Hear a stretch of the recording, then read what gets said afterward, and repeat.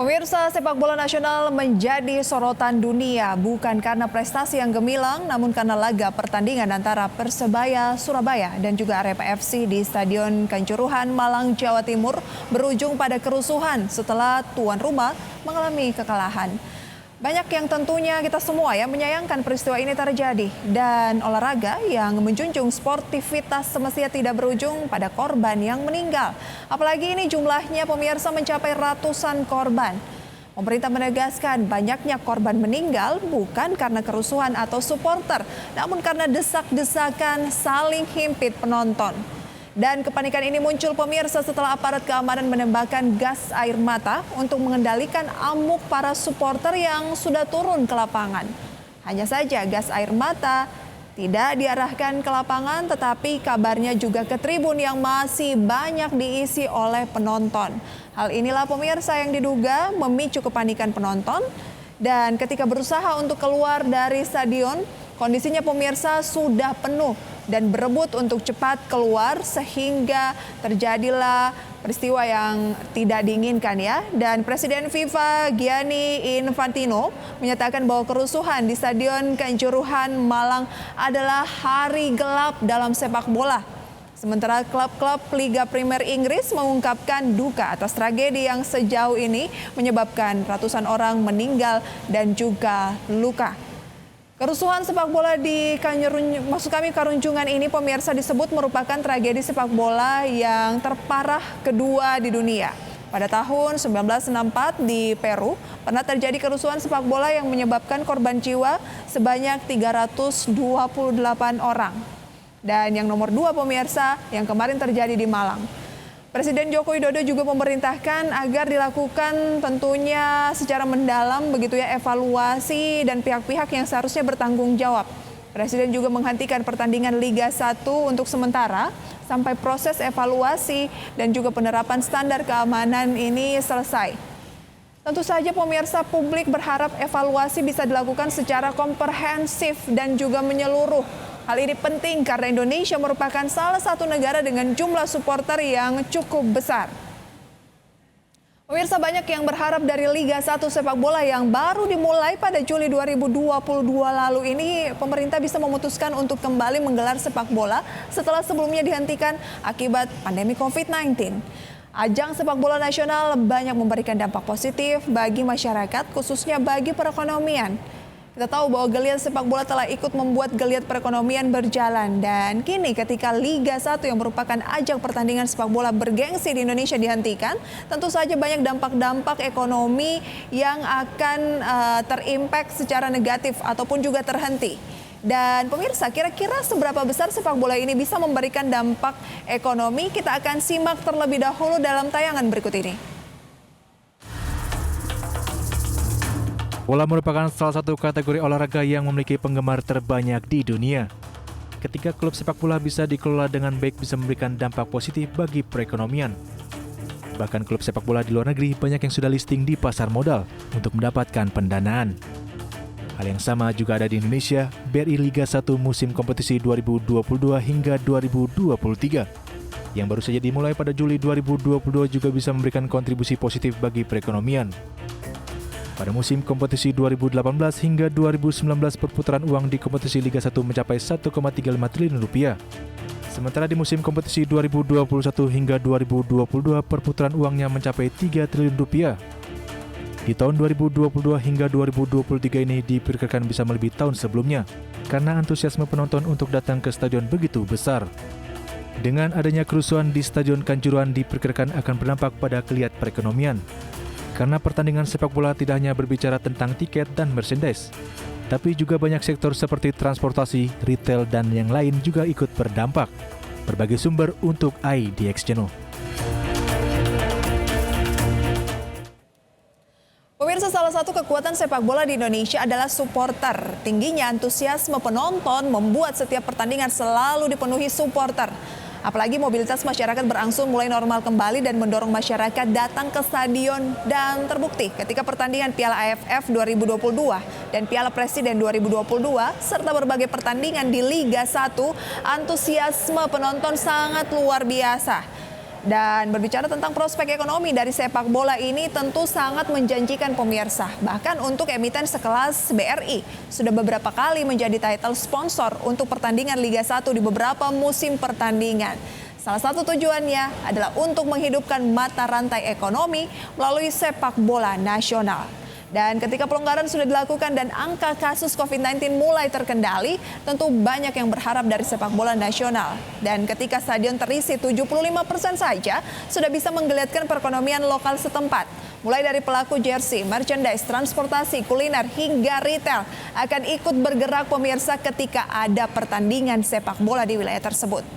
Liga 1 ini merupakan kasta paling tinggi dalam pertandingan sepak bola di Indonesia. Dan pada tahun 2019, perputaran uang dari tiket penonton saja angkanya bisa mencapai 171,82 miliar rupiah dan berhasil menarik 2,86 juta penonton.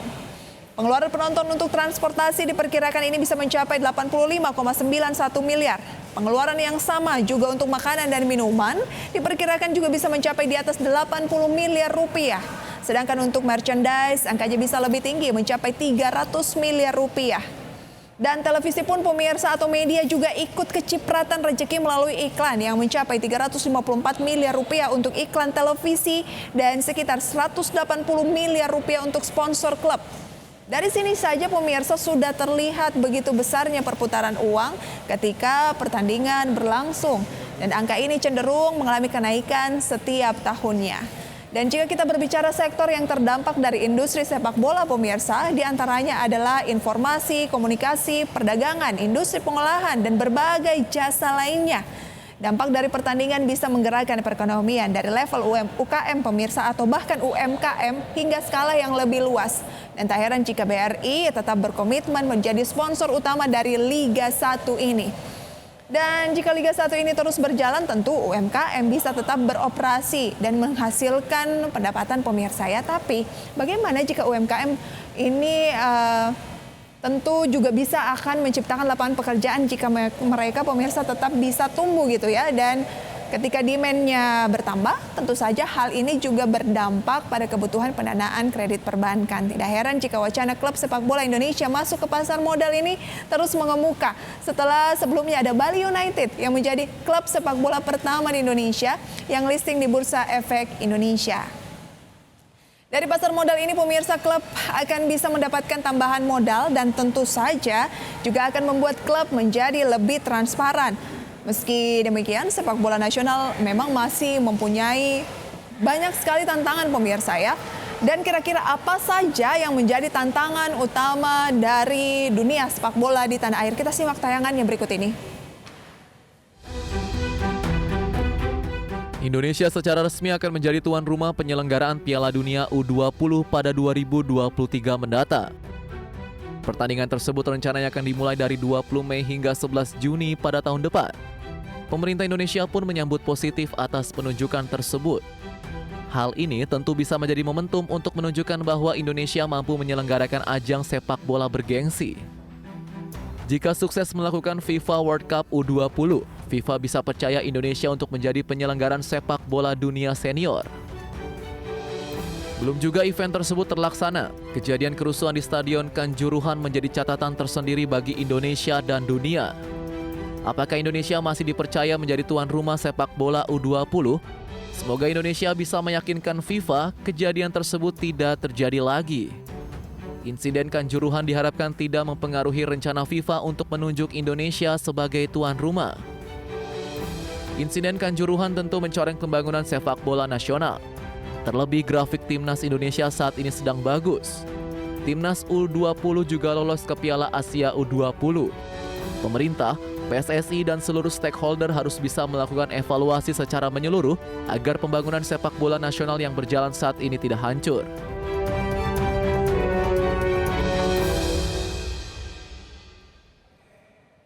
Ya, kita berbicara pemirsa sebelum kejadian di Stadion Kanjuruhan ya. Berbicara mengenai sepak bola nasional memang sudah banyak tantangan yang harus dilalui oleh Indonesia. berbagai pemirsa kejuaraan dari usia 16 hingga yang senior masih menjadi tantangan tersendiri bagi Indonesia. Namun di balik itu semua secara grafik, Timnas Indonesia sedang mengalami kondisi yang bisa dikatakan cukup baik pemirsa ya. Dan apalagi Indonesia sebentar lagi juga akan menjadi tuan rumah Piala Dunia U20 kalau tidak mendapat sanksi. Dan meski tidak segengsi dengan usia senior pemirsa, penunjukan Indonesia sebagai tuan rumah tentu bisa memberikan banyak manfaat bagi Indonesia. Jika kita berkaca dari ajang balap MotoGP di Mandalika beberapa waktu yang lalu, perputaran uang selama perhelatan internasional tersebut diperkirakan bisa mencapai 3 triliun rupiah dan perhelatan Piala Dunia U20 ini diharapkan juga memberikan kontribusi positif di tengah ancaman resesi global. Apalagi ajang sepak bola dunia U20 tersebut rencananya akan dilangsungkan atau dilakukan di beberapa stadion terpisah. Setidaknya terdapat 10 venue pemirsa ya, diantaranya adalah Stadion Gelora Bung Karno di Jakarta, Stadion Wibawa Mukti di Cikarang, Stadion Pakansari di Bogor, Stadion Patriot Bekasi, Stadion Mandala Krida di Yogyakarta, Stadion Manahan Solo, Jakabaring di Palembang, Stadion Sijalak Harupat pemirsa ya di Bandung dan juga Gelora Bung Tomo di Surabaya serta Stadion Iwayan Dipta di Bali. Kota-kota yang akan menjadi penyelenggara Piala Dunia U20 tentu akan berbenah dan roda perekonomian akan bergerak di kawasan tersebut. Selain itu dampak yang paling terlihat tentunya dari sektor pariwisata pemirsa dan juga perhotelan. Dan turunannya ini diperkirakan juga akan ikut bergeliat. Namun insiden di Stadion Kanjuruhan diharapkan bisa menjadi pembelajaran bersama. Sepak bola tidak bisa dianggap sebelah mata. Sepak bola tidak hanya sebatas ajang olahraga. Nyatanya sepak bola bisa menghidupi banyak orang, bahkan juga memberikan kontribusi positif bagi perekonomian satu negara. Banyak peluang yang bisa didapatkan oleh Indonesia jika bisa melakukan pembenahan dan industri sepak bola ini bisa lebih dewasa pemirsa, khususnya di Indonesia ya, khususnya dari segi supporter dan juga pihak-pihak terkait. Dan insiden Stadion Kanjuruhan harus menjadi momentum untuk melakukan perbaikan di seluruh lini di industri sepak bola nasional pemirsa ya. Itu kita berharap masa depan dari sepak bola Indonesia ke depan setelah peristiwa ini bisa jauh lebih baik lagi. Dan tentu ada hal-hal lain yang mesti dipikirkan oleh berbagai pihak pemirsa ya, kurang lebih misalnya jika kita mendapatkan sanksi dari FIFA atas hal-hal yang mungkin dianggap tidak sesuai, misalnya dibekukan dan tidak boleh ikut berbagai macam ajang, mungkin bisa 7-8 tahun ini yang disinyalir untuk saat ini pemirsa. Kira-kira masa depan sepak bola Indonesia akan seperti apa? Tapi yang terpenting saat ini pemirsa adalah melakukan evaluasi dan tentunya memberikan sanksi terhadap pihak yang memang sudah seharusnya bertanggung jawab. Karena peristiwa yang terjadi di Kanjuruhan pemirsa ini telah menelan korban dan korbannya tidak sedikit. Dan tentunya tidak ada sepak bola yang seharga dengan satu nyawa pun pemirsa. Apalagi kalau itu sudah ratusan.